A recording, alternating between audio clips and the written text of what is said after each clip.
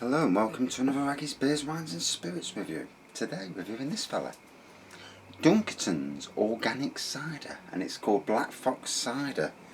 7%, so nice ABV, from traditional cider apples grown in organic orchards.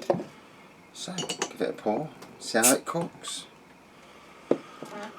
Oh dear. Been a bloody warm day, and then as soon as you get home it starts tiddling it with rain, so I've had to bring all the cushions in again. And I'm looking for some super glue. I've got 8 packs of flipping super glue. I bought one of these things with nine in the back, 9 tubes. So I know I've used one. I've got 8 left. Can I find the buggers? No. I mean, the ass is like a TARDIS at times. You put something down, you can't find it. I put a remote down. I was not very well one day, watching TV, couldn't get off the settee. I had the remote in my hands, and ever since that day we can't find the remote. So God knows what's happened there. So, good lacing on this, but sparkly cider. I would say close to an amber pour if you look at it. Yeah. And it says here, this is a deliciously robust, medium dry sparkling cider boasting a rich, peaty taste with notes of apple. Savour it on its own or an accompaniment to hearty dishes or cheeses. Legend has it that a black fox stalked the Herefordshire, evading all farmers' attempts to catch it. So, on sale now for £3.18. I don't think I paid that much for it. About £2.25 I reckon from Sainsbury's. Ooh, got some twang in the taste, I tell you. You do get the peat on the aroma, funnily enough. Certainly get the apple. Yeah, so what I've done with them bloody super glues, I've got an issue with the hot tub that I need to fix, so I need super glue. And we've got a whole bastard, so I've got to fix it and pray that the super glue fix it, or we'll get some vinyl and use vinyl to fix it. I'm sure there's a way of doing it. There's always a way of fixing anything. One will try. Although I think these hot tubs only last for so many years before they go anyway. You know, the cheaper ones. And they've only got a 2-year guarantee on, and we're out the 2-year guarantee. It's marvellous, isn't it?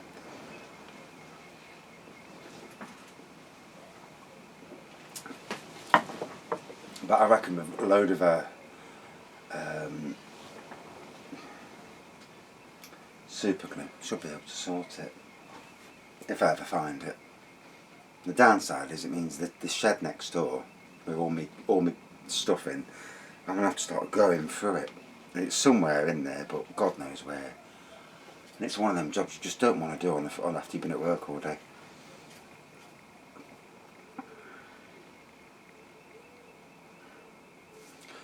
Oh dear, what a funny time at the moment. Transitioning from one company to another. Going from a quite relaxed situation to a certainly more challenging situation. And now it looks like our hours have been changed. And hopefully I can get it fixed, sorted tomorrow, because at the moment they're saying we're working from 8 till 4:30. Now that puts you at both ends of the bloody the crappy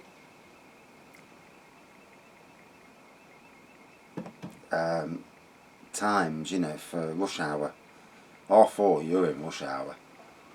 8 o'clock, getting there for 8 o'clock you're in rush hour, which means you've got to get there earlier, and then you've got to try and leave, you know. And the kids aren't back at school at the moment, which is great, but it's still a lot of traffic about, and it's once you get to 4:30 it really starts to mount up.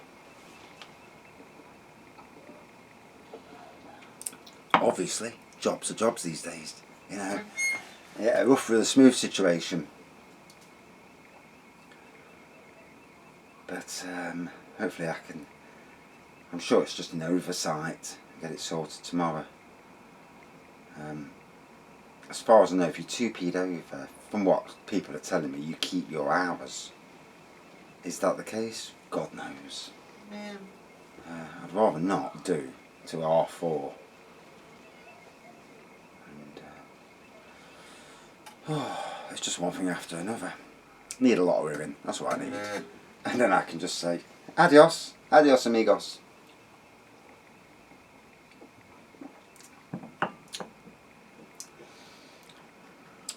Or a job in the next day or so. The job comes up, I apply for it, get it, and go. And it's funny because at the moment, with being in between employers, until I start properly for the new people on Monday, I am not employed by them. So it's a really strange situation to be in. The only downer is there's not the jobs you want. A lot of these jobs are just, you know. I suppose it's a case of sometimes suck it up and carry on. Such is life, you know, at the moment. Tell you what, you look on at breweries, all these breweries coming back into life, and you think to yourself, I'd love to work there. Such an interesting job. And yeah, I suppose it's I suppose it's a tough day, long days and that, but ultimately rewarding, as it should be.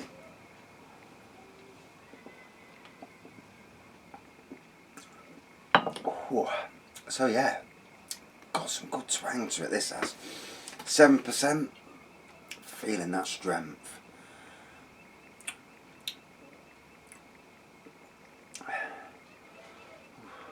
I hope sun's back out now, so I bought all the cushions in for nothing. Effing weather. Oh well.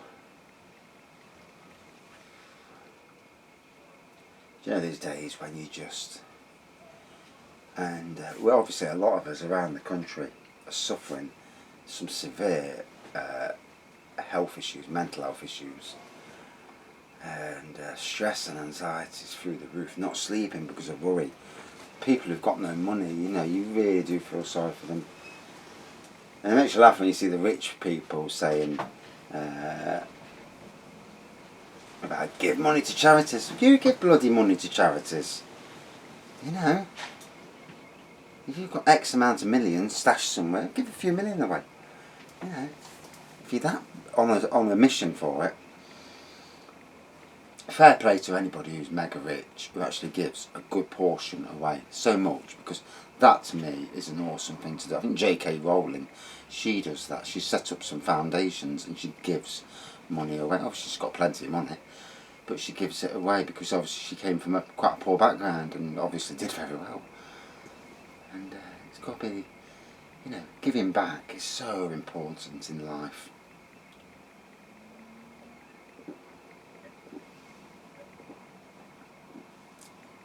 Ooh. So, that really has got some bite to it, and the 7% really, woof, woof, gets you proper strong, traditional cider. So if you're a traditional cider fan, oh, this is down your street by far. Not a I like cider. I do obviously review ciders, obviously, but I mean I'm not a massive, big cider fan. I do like the odd super strong one just to see if it knocks me out.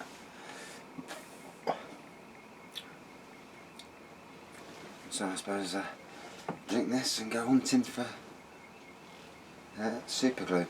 You know, if I hunt for 2 hours and then I find it and it's somewhere fucking like in front of me, I'll be gutted. It's usually the case that you put it down, you put it down somewhere to keep, and it's right next to you where you're sitting, which is why I'm looking around where I'm sitting. Just on the off chance, of course.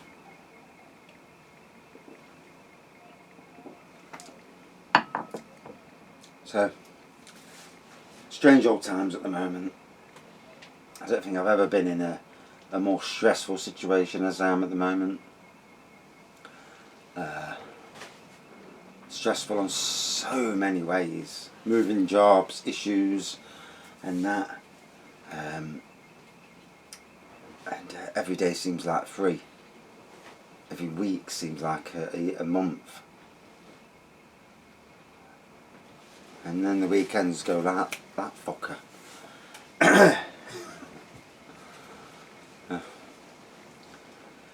But hopefully, holiday in October, we're booked. And it's all paid for, so that's good news.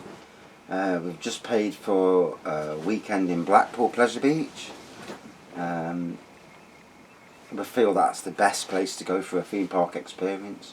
Booked into their hotel as well, so the luxury room. So not in the posh hotel, we're in the Big Blue. But the posh hotel's too bloody expensive. That's for the upper crust. Ours not upper crust. That's from St Anne's originally, and but to get there, have a couple of days at the theme park, a couple of days in the hotel room, chill out. Because obviously in a hotel room, a bit different to a bed and breakfast. In a hotel room, I'll take a load of beers with me, probably do it. If I was lucky enough to get to 1,000 subscribers there by then, live reviews. Looking at Blackpool, I hope I'm parkside to look out at the park, and you know, spend all day there, because you might as well when you book that, and pray that it's one of them days where they do a 10 o'clock finish, because that would be bloody immense. 12 hours on roller coasters. It's a bit like you're back in America. Yeah, they'd be queuing, but you circumvent the queues. You look and you think, oh fuck that, I'm going to that one. And pardon my French, but they're French swear a lot, don't they? But just get on some theme parks again. Normality. Sick of this bollocks with this coronavirus. And to be fair, at the moment at work, nobody's social distancing at all. It's gone. Absolutely gone. No one gives a monkeys anymore. That's alright until somebody gets it. And I asked a question to my new boss. What happens if you're told to self-isolate? And according to them, self-isolate isn't you'll get statutory sick pay, because it isn't actually. It's an advisement. It's not a you've got to. It's only an advice. So, crack on, stay at work, sod the self-isolating. Because can't live on £100 a week. No one can. Especially when you've got bills to pay. It's alright if you're on the dole and you're getting all your bills paid. £100 a week just to spend on food and that is not so bad, I suppose. I mean, I don't know 100%. But, because, to be honest, I've only been unemployed for a few months of my life. And I didn't even get unemployment, but I didn't get no benefits. All I got was national insurance contributions back to me. And yet I still had to go to the job centre to sign on. So you're there at the job centre, and you know, it's an awful place, especially the one where we went in Arnold. And you go in and you stood there like idiots, like tramps basically. And you get some bloke, and I seen one bloke in front of me, and this young lad went to him, and have you been looking for work? Yeah. Right, sign here. Right, he fucked off. I thought, fucking hell, I want him. I got him. Sat down, he says, have you applied for jobs? I said, yeah. I've been applying, not been lucky so far. And it was only 2 or 3 months, to be honest. And then he turns out and says, have you tried security jobs? This jobs, that jobs? And I'm thinking, hold on a minute. So, the young one who's just come in, you've just said to him, sign here, woof, do one. Me, never been unemployed in my life. This was 10 years ago. Never been unemployed. And it's like, you know, do this, do that. And you think, yeah, you're only doing that because, you know, the young ones don't give a monkeys. The people at my age then, I would have been like 39, 40, know that you're going to go back into work. You know, I took a few months off, that was it. I left one job because really bad people. It's funny how that mirrors after 10 years. And you go to a new job. And then, you know, you go down there and that. And I thought to myself, I'm not having this. And then luckily I found Sainsbury's, and fantastic job in retail.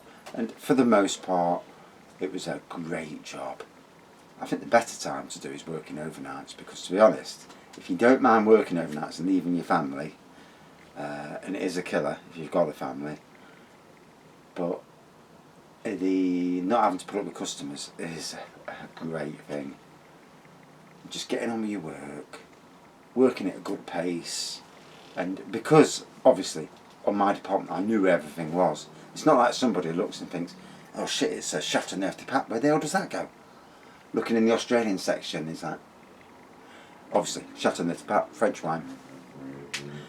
And you know, I mean, there's a lot to learn when you first get there.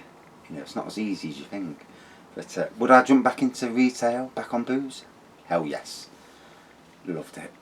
I'd even jump now. As long as I could keep off the tills, it would never bother me.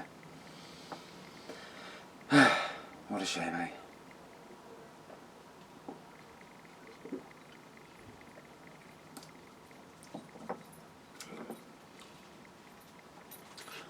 But you know, you get to that stage in life with work, and you know, sometimes you just grow out of the profession you're in, or you come to the conclusion that there's nicer jobs out there. Because you can work all you like, and then you see other people in jobs, and they do bugger all, they're getting paid more than you, and you think to yourself, where's the justice in this? You know, and that's the problem with manual jobs. High-end gardening deserves a proper wage, and you do it a bit slower because you're doing it high-end. You know, anybody can use a mower, let's be fair. Anybody can edge trim, but it's a standard what you do it at, the perfection involved. You know, you can mow a garden and edge trim, and yeah, it looks okay. And then you can do it and define all your edges, get crisp edges on all your lawns, make the beds look great, have the edges as straight as a die, as level, or even do topiary, and that's where, you know, there's a change comes in. Reflecting, eh? Good times we had at the council, Nottingham City Council, in the good days. Now, I feel sorry for all of them. All the real gardeners, they've all probably retired now. No one left. I think the only thing in the long run, if I'm looking at the long term, is probably to go to a National Trust site and do gardening there, more high-end gardening. Downside for me, all the best bloody sites are all far away from me.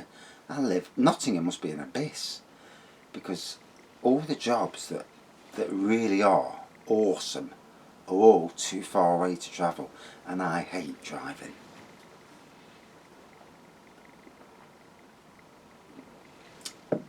It's a thing called Sod's Law. So, great tasting cider, nice twang on the back end. On the nose, peat, apple, definitely a peatiness to it. And overall, really went down well. And obviously, as usual, I've talked too much. But yeah, really decent.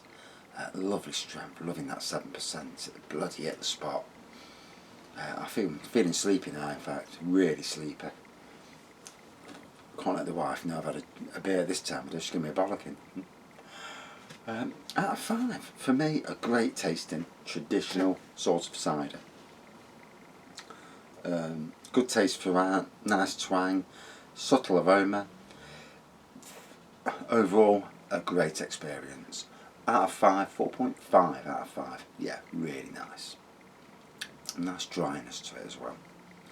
And that's it for this beer review. Thank you everyone for watching, subscribing, and I hope you're having a better time than I am at the moment. You know, all tough times. we will all get through it in the end. Well, hopefully anyway, fingers crossed, touch wood. Cheers.